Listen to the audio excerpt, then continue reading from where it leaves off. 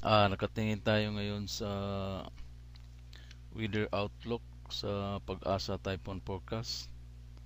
Ito ngayon, makikita natin itong gumagalaw na pula.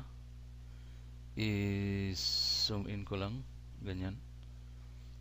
Ito siya, ito yung bagyo. Tapos itong yellow, ito yung dadaanan ng bagyo. Ito siya.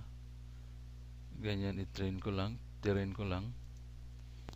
Tapos titingnan natin yung sa loob ng circle na to kung ano talagang nasa madadaanan ng bagyo.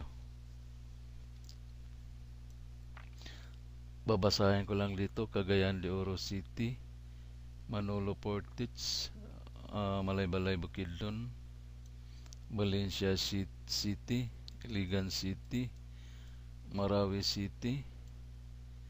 Yan, ito yung madadaanan talaga. Mula rito, tapos papunta siya rito. Zoom out ko lang. Tapos dito, yung ito, Tagbilaran City, madadaanan din yan.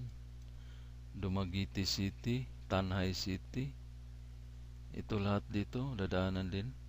Tapos yung Southern Cebu, madadaanan din yan. Okay? Yan, yung gumagalaw na yan.